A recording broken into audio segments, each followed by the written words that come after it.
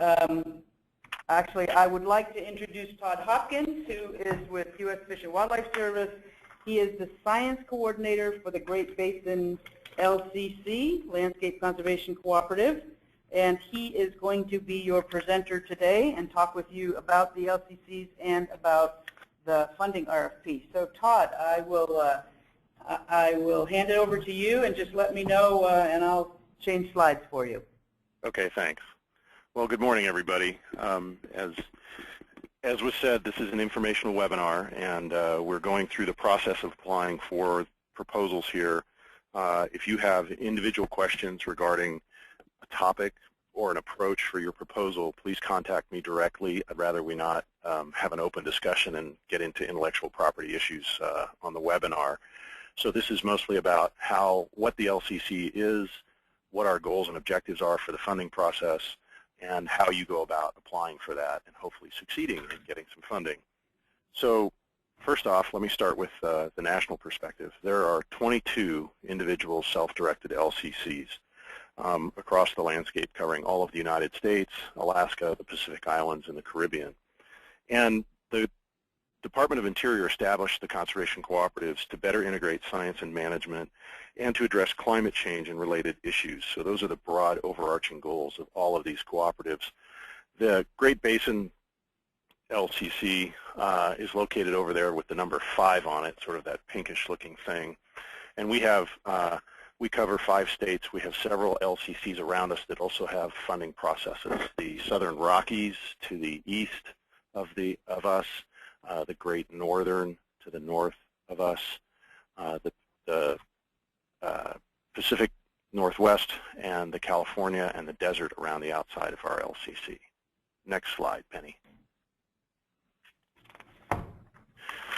So, as I mentioned, we're bounded by the Sierra Nevada Range in the west, and the Colorado and Snake River Plain on the north, the Wasatch in Utah, and the Mojave Desert in southern Nevada and Utah. And our mission is to enhance understanding of the effects of climate change and other natural and human impacts across the region, and to promote the coordination of science-based action. So we consider ourselves a conservation leveraging organization. We like to make partnerships, work with existing partnerships, and facilitate those kinds of processes that enhance conservation and climate adaptation on the landscape. So this is the area that's considered for the Great Basin LCC. If your proposal is on the edges or crosses boundaries, it's still a valid proposal. I just want to point out that what we're looking for is something that can be extrapolated within or around the Great Basin LCC or to our partners adjacent to us. Next slide.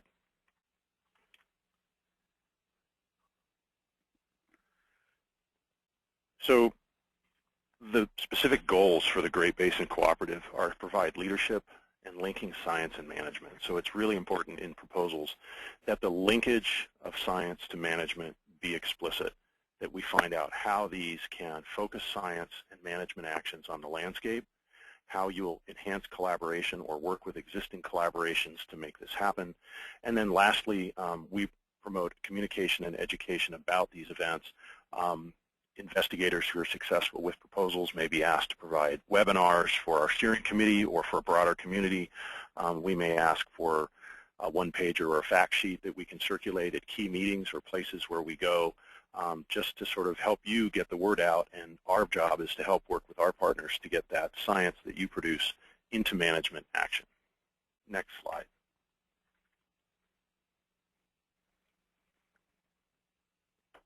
Okay, so there are several objectives that we have. We are in the process of working on our strategic science plan, but the charter and establishment of the cooperative has several key objectives, specifically providing leadership in that framework for linking science and management. You'll see that over and over again.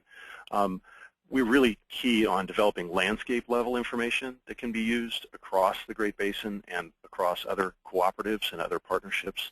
We're also interested in evaluating and synthesizing technical information that's out there in the case of filling gaps, or sometimes simply a synthesis of something that hasn't been done and provided for managers, resource managers, cultural managers. We support the development of new scientific information and tools that help augment conservation decisions across the landscape. And then application of geospatial and other information that helps plan, monitor, or evaluate activities. Several of these new decision support tools are coming out in various landscapes, and we're interested in providing that as well. Next slide.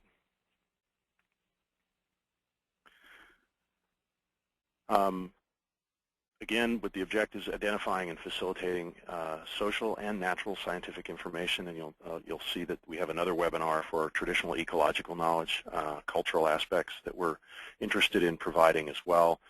And then monitoring landscape scale indicators, testing specific assumptions, and you'll see those in the RFP. There are some key statements there about specific science needs. The role of the LCC is really, again, linking science with the management to make change on the landscape. Next slide. And Penny, you'll tell me if there's a question. Are we going to take those on the fly, or are we going to wait till the end? Yeah, I'll let you know if there's questions as we go. Thanks. So the key thing about the Great Basin Conservation Cooperative is we are a public-private partnership. We have private companies, we have tribes, we have nonprofits, state and federal agencies. And these are, I think, most of the logos of the members of the steering committee. We're run by 27 individual different groups, and I report to the steering committee, as does the coordinator. So it is the committee that makes the decision about the ultimate funding. We have a science committee that's going to review proposals, but then we make a recommendation to our committee, our steering committee, and they would then tell us what they're willing to fund. Next slide. Last year we had a little bit of money. We had about $250,000, a lot less than we do this year. And these are some of the kinds of things that we funded. We have several, as you can see, a variety of different kinds of projects. Notice, though, that the project amounts are fairly small, but the match amounts can be very high. As I mentioned in the very beginning, we are a conservation leveraging organization, and we'd like to work on things that are ongoing, receiving input or funding from other organizations so that their validity is known to a lot of different places. For example, the last one on the lower right, the Desitoya Mountains Project, is an ongoing experimental watershed that has multiple agencies contributing to it, looking at water balance and vegetation in that watershed, providing information for managers on what the landscape actions they take can do to water balance and snow on those landscapes. So those are some of the things we funded last year. Our request for proposals is a little bit different this year. We've refined it quite a bit, and you'll see that as we go to the next slide.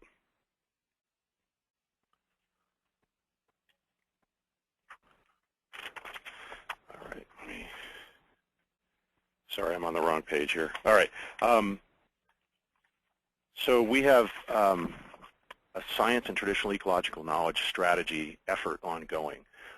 This is our strategic science plan, and it's to incorporate both scientific Western science and traditional knowledge into our approach of climate adaptation and landscape conservation. So it will be done, I believe, in October to December timeframe, and it will be a 5-year strategic plan that's going to guide the funding and resources and efforts of the staff for the Conservation Cooperative for the next 5 years. So this is an interim funding effort. We've received some money, and we want to put it out on the landscape, but you should realize that the RFP for this year may not look like the RFP for next year because we don't have that strategic science plan completed yet. So we're using what we have done, the work we have done on that plan, to guide this announcement. Next slide. Todd, before we move on, we have a question from Dennis Feeney, I believe, about matching.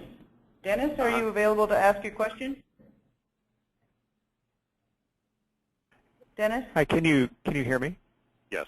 Oh, Gotcha. okay. Go ahead. Great, thank you. I was just wondering, can you tell me some of the ways that the match was met and what was used as match? Was it strictly a cash match, or are there other ways to meet the match? Yeah, there are a variety of different ways. Some of it was cash. In some cases, the investigators had received funding for part of the work or the work, and they were leveraging that funding. Some of it is in-kind support, staff time, resources that have already been allocated, field staff for one example. Okay. Yeah, any kind of leveraging. I guess my point is while we will fund explicitly something completely, 100%, it's our goal as a cooperative to work with other programs and agencies and leverage money when we can.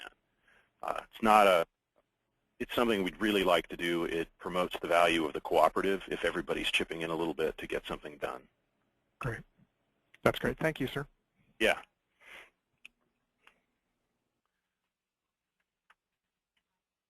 Next slide. So this year we've received $600,000 from the Bureau of Land Management, which is the sponsor for the Great Basin Landscape Conservation Cooperative. You'll notice that I work for the Fish and Wildlife Service. We have a research ecologist from the USGS. We're a definite multi-group organization, and so we've run that money for contracting reasons through the Fish and Wildlife Service because they're helping us with the administrative effort. And again, we're encouraging folks to look for matching. That's described, I think, in page 2 of the RFP.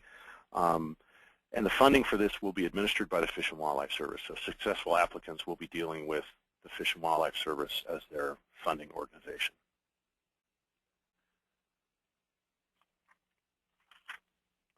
Okay, this year what we've done is we've divided that money up. We have about $450,000 for science projects. Proposals should range from $50,000 to a max of $100,000. And we have somewhere in the area, we're hoping to fund somewhere in the area of up to 10 projects, depending on the budgets. Projects can last 2 years. They can last longer if necessary, and that would require some justification. An example of that might be if you have a project where there's a 1 year of baseline information, a treatment year, and then follow-up subsequent years.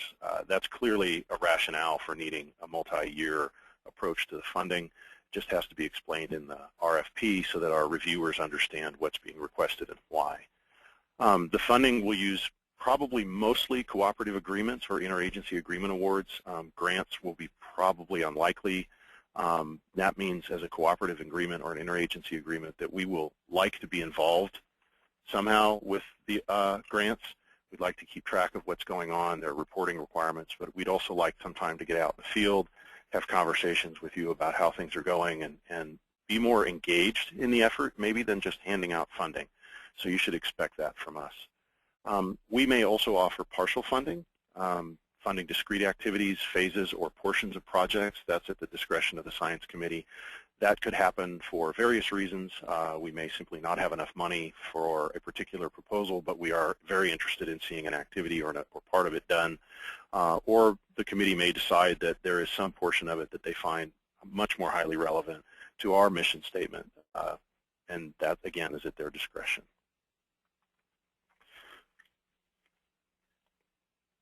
So as you heard in the very beginning, identifying the management applicability of the science or the synthesis or whatever it is you're proposing is really key.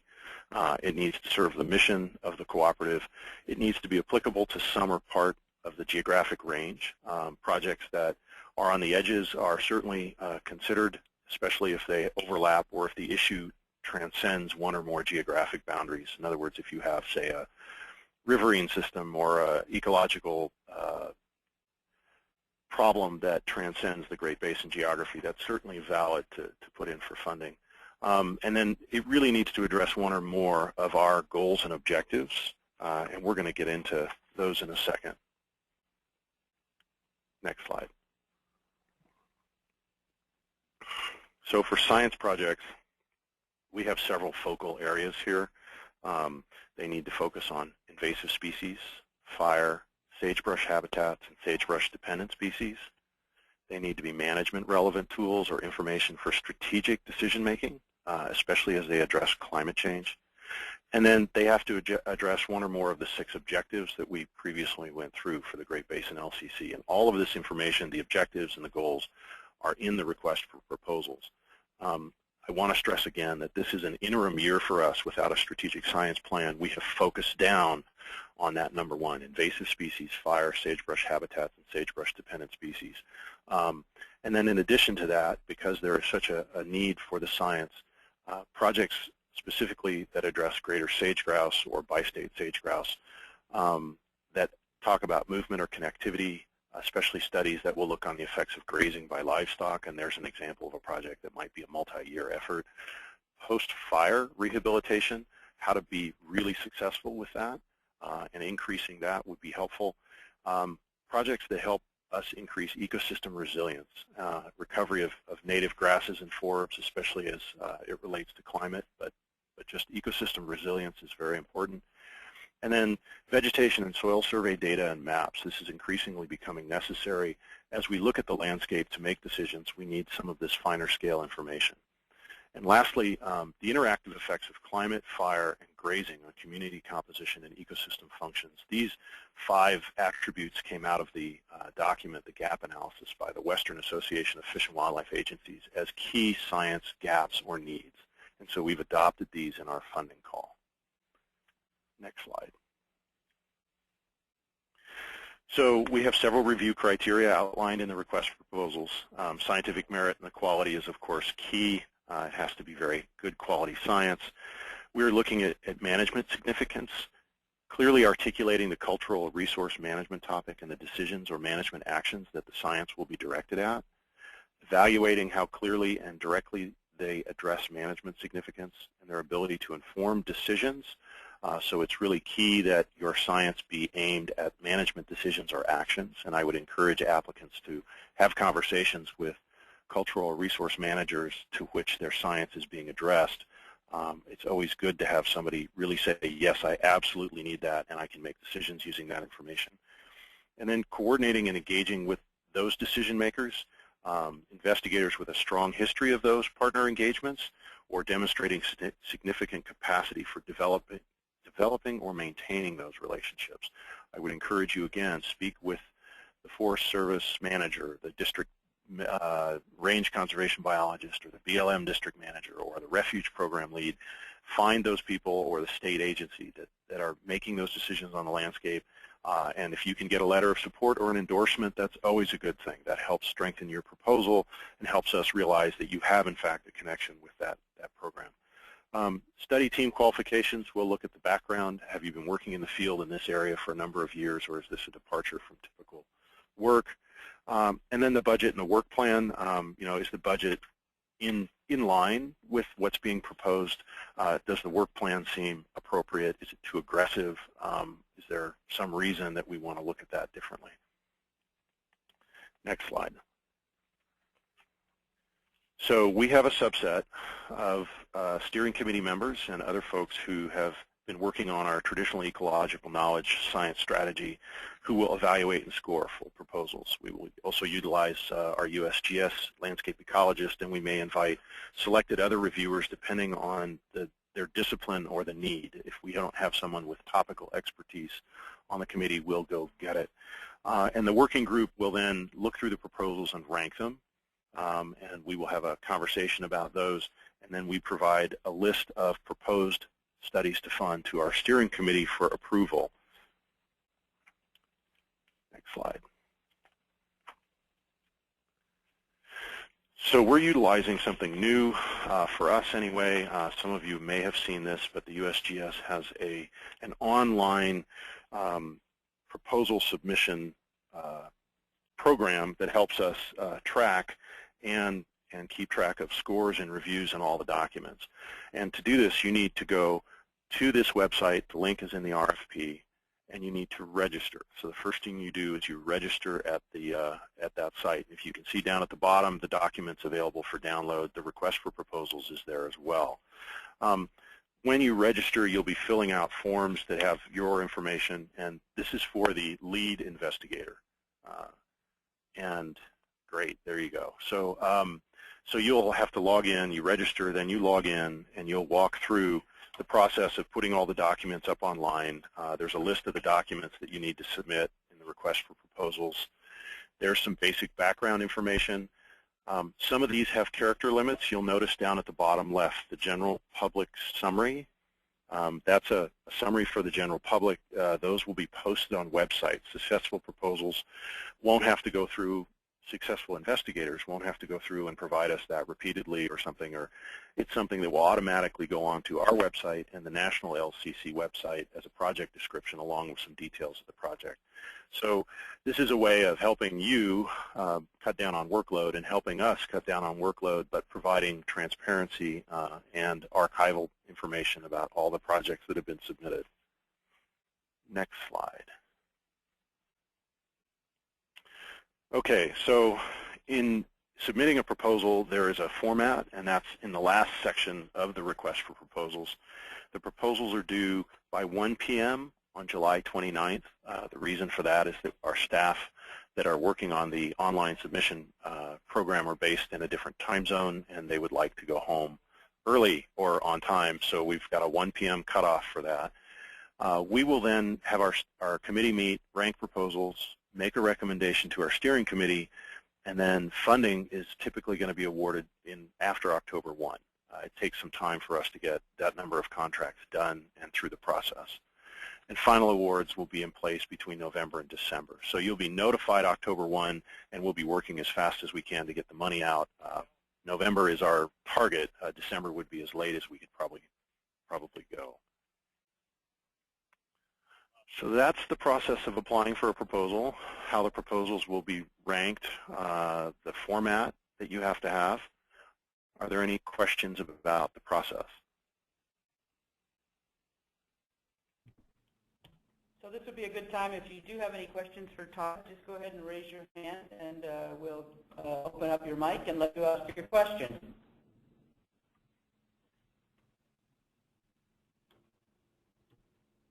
Looks like you must have given a perfect presentation because I don't see any questions, Todd. Oh, okay, all right, let's see here. Jocelyn Eifrig? You can hear me? Are you there? Yes. Yep, we got you. Okay. Todd, thank you for the presentation. I was curious on the list of science projects, the A, and then the B, and then the 1 through, what was it, 1 through? Those are either or, not and, right? Yeah, so there is a categorization that our national office uses for the type of project, so that's one of the reasons we have to have that. They've predetermined a list for us of the type of project, and then we have what I want to do is be able to look at the science project and see which one they are saying they're addressing, and then our committee can say it does in fact address that number. And if it addresses more than one, that's good too. I'll have to look at the website to see if you can click multiple.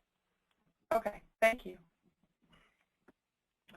Okay, Dennis Feeney, do you have a question for us? Yes, I was just wondering, can our Office of Sponsored Programs register and submit the application on behalf of the PI, or does the PI actually have to be the one to register and submit the application? Oh, good question. Do you not? I don't have a strong preference. If the university or the entity is typically doing it through the Office of Sponsored Programs and that's protocol, that's fine with me. Okay, great. Yeah. And I hadn't thought of that. And I guess I just have one more quick one, and maybe it's just because I didn't read the RFP closely enough. And but do you want a copy of? I'm with Boise State University. Do you want a copy of our A133 audit, or do you is that just something that we're just supposed to put in the narrative that we actually have been through that process and completed it? I don't think it's a required document. I'm looking at page 9. There's a checklist, and I see the 424 form, and I see that. I don't think it's required. Okay, great. All right, thank you. Thanks, Dennis. All right, David Coons, do you have a question? Hi, Todd. I actually have a similar question in terms of trying to decide whether I should do the online submission process myself or have our sponsored programs office do it. I'm at Utah State University, and I was wondering if to use the online submission process, does it require an institutional access code? No. Someone from your sponsored programs office will go in and log in and it's open to everybody. You don't need a particular code. Okay, thank you. Okay, next, Lael Henriksen. I'm unmuted? Yes. Okay. You are unmuted. Oh, thanks. Hi, Todd. I just had a question regarding, you mentioned 2 years of funding, Yes. potentially, Yes. and proposals can be between $50,000 and $100,000, right? Well, is Yes. that per year, or? That's our total right now. That's the total. So it would be Okay. stretching across 2 years. Yeah, which, Got it. which Okay. I understand makes it, it's a peanut butter spread. It gets thin. That's okay. That's okay. Okay, that's it. Thanks.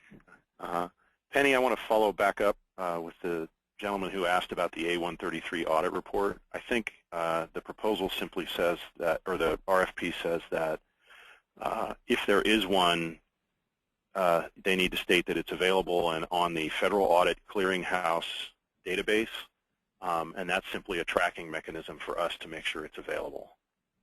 So that's on page 9 at the top of the request for proposals. Okay, thanks, Todd. You also had a question from Marjorie Maddock, and her question is, can co-principal investigators from non-CESU institutions apply? Yes, they can.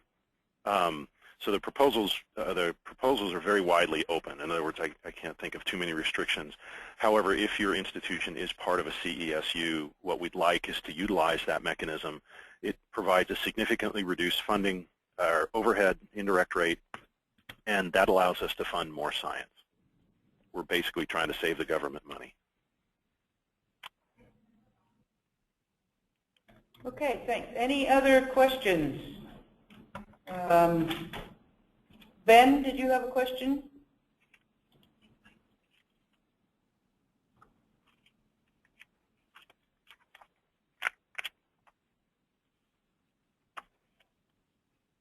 I think we might be getting one in by writing, Todd. Just hang on Okay. just a second. Sure. And if anybody thinks of something, please just email me. The last slide will have my contact information. It's also in the request for proposals, and I'll get back to you as quickly as I can. Okay.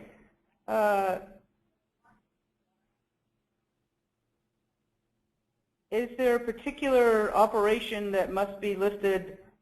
Wait a minute. Aoife, will you read this, please? Read this question. Yeah, hi. This is a question from Ben Sachs, and he asks, are there particular cooperators that must be listed as investigators for a CESU to be established? I'm not quite sure exactly what's being asked. Particular, could you restate that, Aoife? Yeah, his question is, are there particular cooperators that must be listed, I guess, in the proposal as investigators for a CESU to be established?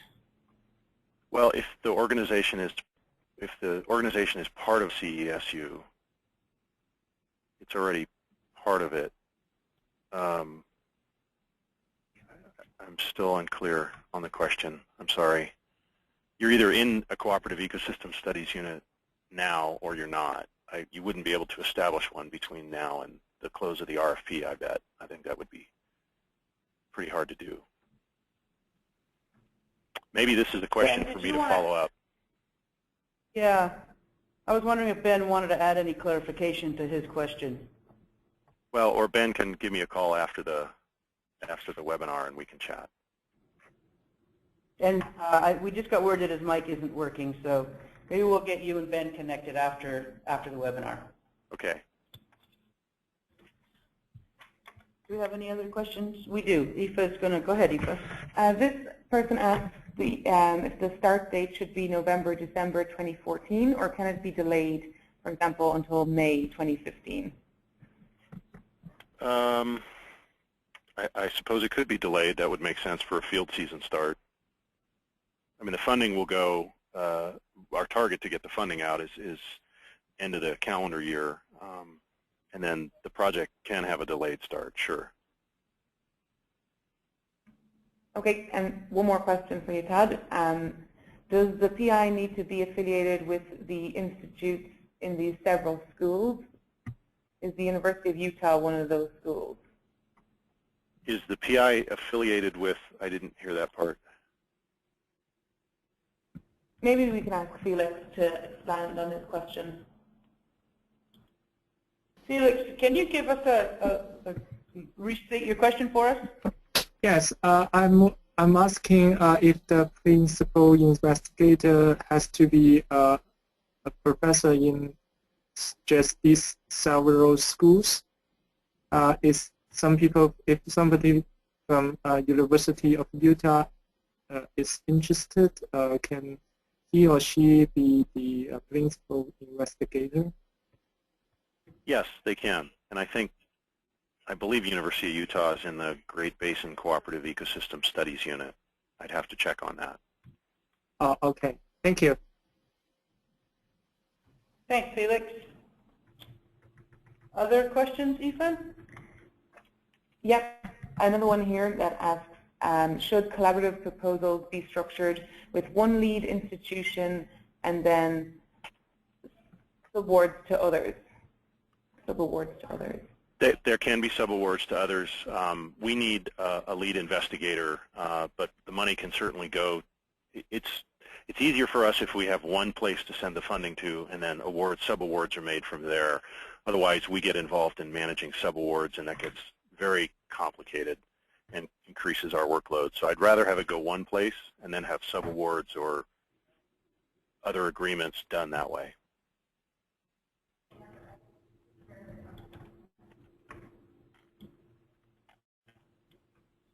Other questions, Aoife? Not right now. Okay. So, any other questions that either raise your hand or type them in, ring a bell? Ben, do you have another question for us?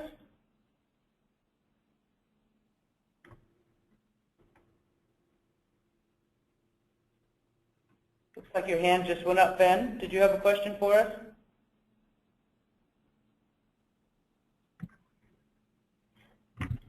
There's a question here, Todd.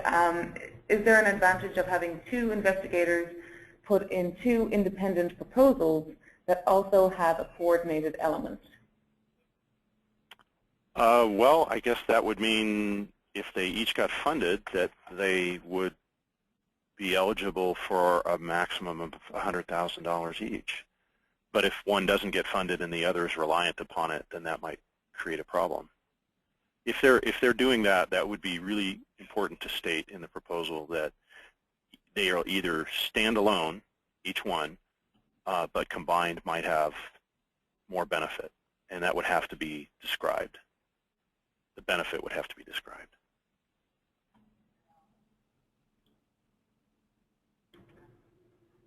Okay. That's a very innovative idea. Any other questions? Ben is telling us there appears to be a huge lag time, so it might be just his hand not going down or so forth. So sorry about that, Ben. We don't mean to put you on the spot over and over. I'm looking to see. I don't see any other questions being typed in, and I don't see any other hands up. So we'll give you one last shot. I'm going to move the screen over to where you have Todd's contact information. If, as Todd said, you come up with additional questions after this webinar, you can send them to Todd, and I presume, Todd, that you would share your answers with, we'll set up a list so that you can send your answers out to everybody that's been on this webinar if somebody asks a question afterwards. Thanks, Penny. That's a good idea. Yeah, okay. All right, so I'm going to ask one more time if there are any other questions. Aoife, do we have any questions typed in? No?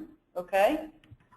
Well, I don't see the need to keep people on just to get us all the way up to 10 o'clock. So unless there are any last questions, I think we will call this completed. Todd, any last words for the folks on the webinar? No, I'm looking forward to seeing all the proposals. It sounds like there's quite a bit of interest, so I wish you all luck. Yeah, and just for everybody to know, there were 34 attendees on the webinar, so well attended. Thanks everybody for signing on. Thanks for the good questions, and good luck with your proposals. And we're going to sign off here from this end. Bye-bye.